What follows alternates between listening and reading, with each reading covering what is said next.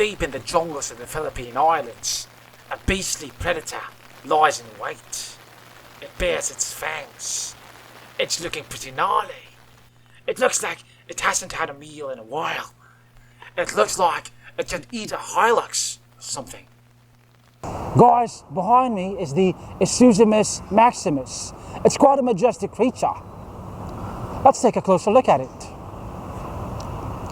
Okay, enough of the Australian accent. Ito ang Isuzu Dmax LSE 4x4. And I think it might be one of the best lifestyle pickups in the market right now. Is it worth your money? Let's find out.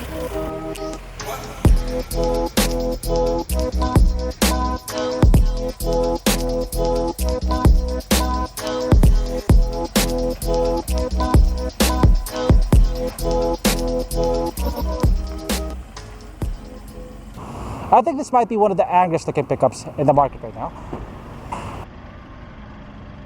You get these tapered, squinty LED headlights. It has fangs for a grille. The LSE variant comes with these fender moldings, which are painted in gloss gunmetal. By the way, the fender moldings, the grille, the wheels, the side mirrors, and the door handles, they're all color matched. So the LSA and the LSE look almost the same, except that the LSE gets LED headlights. Both the LSA and the LSE come with 18-inch wheels. Look at these wheels, man. They're 18 inches.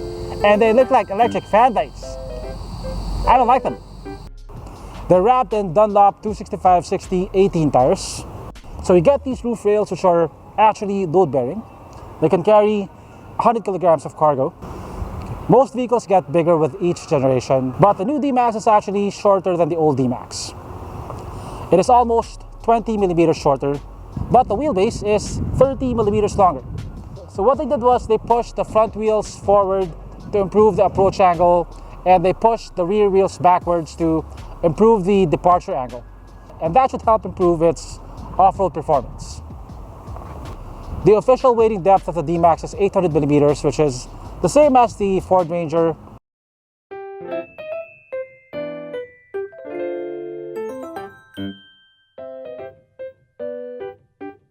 Okay, so here at the back you get a body-colored bumper. Body-colored bumpers? I like them. Over here you have rear parking sensors. You have your reverse camera over here. The tailgate is unassisted, so it is a bit heavy. And it is a bit clunky.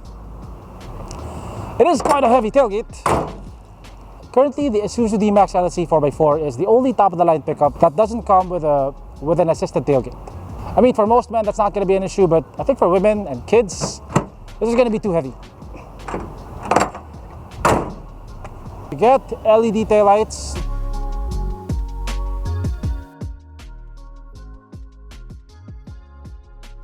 So my Australian twin has some reservations about the wheels, but I think we both agree that the Isuzu Dmax LSE 4x4 is a very handsome looking pickup. But it would definitely look a lot better with a wheel and tire upgrade.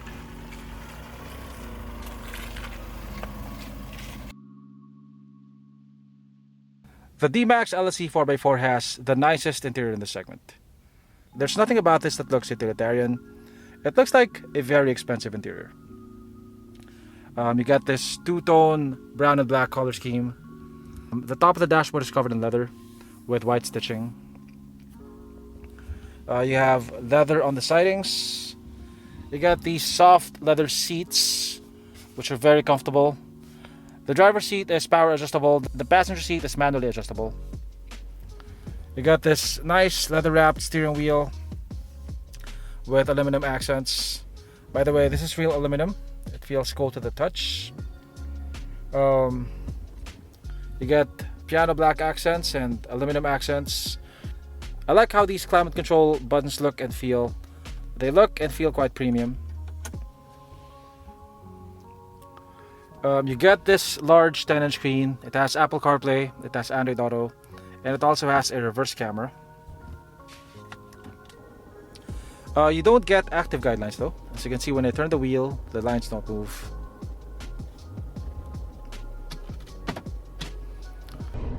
The Dmax LSE 4x4 comes with a clinometer. So You get an altimeter, which measures your altitude from sea level. You can see your pitch angle, your roll angle, and you also have a compass. Now this might come useful if you want to go off-roading. So over here you have one USB port, one 12-volt outlet. Your selector knob is down here.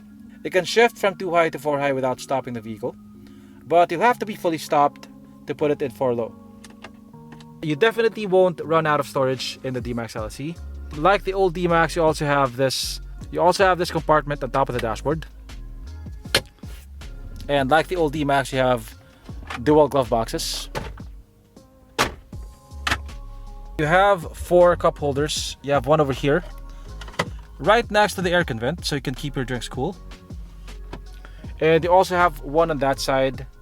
And you have 2 larger cup holders down here.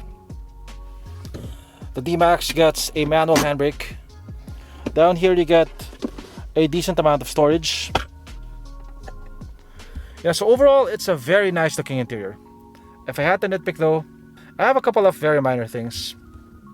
You get a lot of blank buttons. Now if this were a base model or a mid-range model, that would be expected, but this is the top of the line model. And the final thing is that the glove box is not dampened. Now these are very minor things, but they break the illusion of luxury, which you initially get when you step inside the cabin of the Dmax. Okay, so here at the back, you get 2 air vents, you get a USB port, you get a foldable armrest with 2 cup holders. So the lower part of the seat can fold upwards. And underneath you have a secret storage.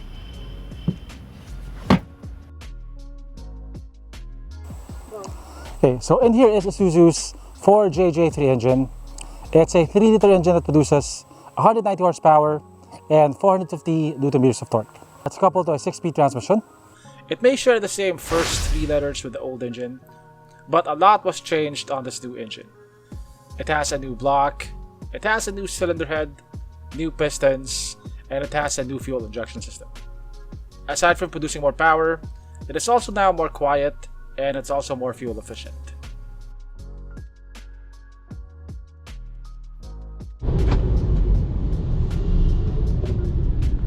Okay, so we're now driving the Dmax LSE 4x4. I've driven the LSA 4x2, and for some reason this feels a bit more refined. It's not, the noise insulation seems to be a bit better. Now that could be because of the leather. So the dashboard, the sidings are covered in leather, unlike on the LSA, which is made mostly of hard plastic. And that might help with the noise insulation a bit. You can definitely tell that you're driving a diesel.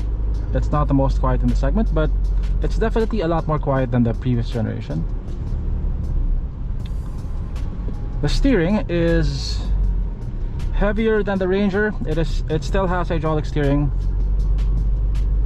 but for me it feels just right. It provides plenty of feedback, and you do feel like you're driving a truck.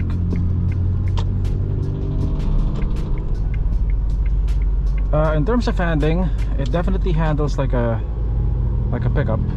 You do get that side-to-side whiplash that you get when you change directions quickly.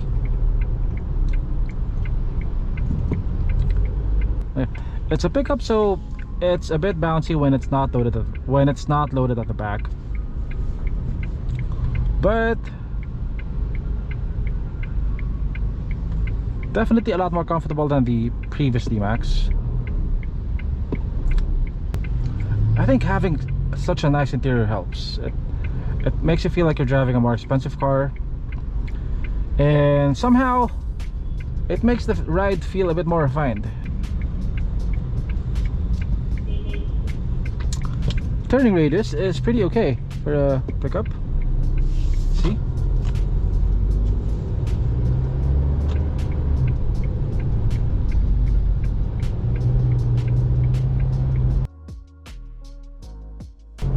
Okay, so the new Dmax is more aerodynamic than the old Dmax, and that helps with not just fuel economy but also wind noise on the highway. So let's get up to 100.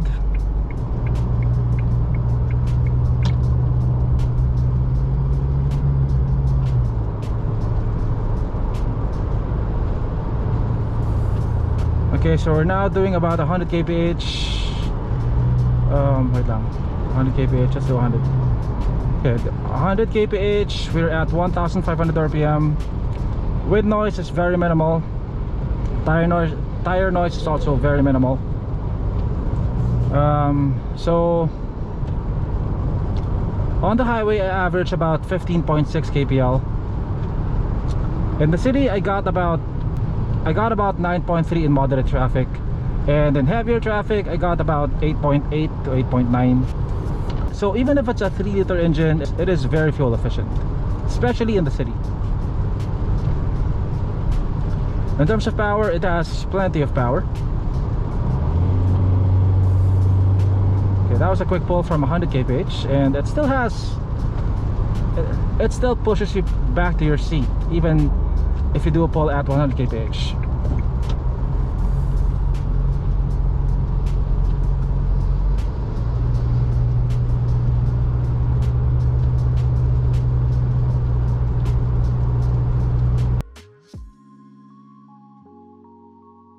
So this is also one of the most high-tech pickups in the market right now.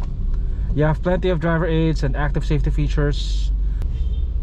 So you have adaptive cruise control, you have lane departure warning, you have blind spot monitoring, you have rear cross traffic alert. You definitely have to have your attention on the road at all times, but in the event that you get distracted, you have a system of sensors working for you to make sure that you don't get into an accident.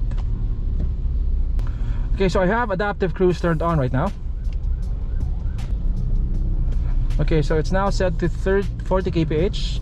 I'm not stepping on the brakes, I'm not stepping on the gas. The vehicle is automatically speeding up and stopping on its own. See, it resumed, and it will automatically apply the brakes, and my feet are not doing anything. Like Subaru, the Dmax uses cameras instead of radar. One thing about the adaptive cruise of the Dmax though is that once you're stopped for a couple of seconds, it'll automatically turn off, and when it turns off, the vehicle moves forward. That's something that you might have to get used to if you're used to other adaptive cruise control systems. One reason for buying an off-road vehicle is so you can take it off-road. Maybe for business, maybe you own a farm, or you just want to do it for leisure. So I think a 4x4 review should definitely include an off-road test. I don't think Isuzu intended the LSE to be an off-road focused pickup. It's more of a family lifestyle pickup that you can also take off-road occasionally. It doesn't come with a differential lock. If you want a Dmax that's more off-road capable, there's also the Dmax LS 4x4, but that one only comes with a manual transmission. Even without the diff lock, the Dmax LSE can tackle moderate off-road challenges. Reagan and I got to take the Dmax LSE 4x4 off-road, and it performed better than we expected. I honestly got a bit worried when we had to go up this incline. The right rear wheel would lift up, and you only had the front wheels that have some semblance of traction. It was able to go up the ramp though. The tires of the LSE are supposed to be all-terrain tires, but they're pretty smooth. So when they get covered in mud, they become like slicks. So a tire upgrade would definitely help if you're serious about off-roading. Nagsaslide na yung kanyang gulong. Puro na ng putik yung gulong niya, so wala ng traction. Ano gagawin dyan? Oops! Compared to the Navara, the Dmax has the advantage in that it has adaptive cruise, it has a much nicer interior, it has a bigger screen. The Navara though has a locking rear differential, it has a 360 camera, and it has an assisted liftgate. The Wildtrak and the Navara are about equal when it comes to driver aids and active safety features. The advantage of the Dmax is that it has a nicer interior, It has a more modern looking infotainment screen. The advantage of the Wildtrak is that it has a locking rear differential and it has liftgate assist. One advantage of the Dmax over these other pickups is that it is the newest platform around, so it is more future-proof. You don't have to worry about a new Dmax coming out within the next 5 years or so. So after spending a couple of days with the Isuzu Dmax, after taking it off-road, after driving it through the streets of Metro Manila, I think it's safe to say that this is one of the best all-around lifestyle pickups in the market. Its off-road performance may not be the best out there, but I think for the casual off-roader, if you don't plan to go hardcore off-roading, it's going to be good enough. In terms of tech, in terms of active safety features, it is right up there with the Ranger Wildtrak by Turbo, which I think is also an excellent lifestyle pickup. In terms of interior, this has the best out there, by a huge margin. This looks almost luxurious compared to its competitors. And for a lot of loyalists, there is one feature that holds a lot of weight, and that is that badge right there. Isuzu is a badge that's known for dependability and ruggedness, and that badge, together with everything around it, add up to a very compelling all-around lifestyle pickup. Crikey, mate! Thanks for watching, and I'll see you on my next video.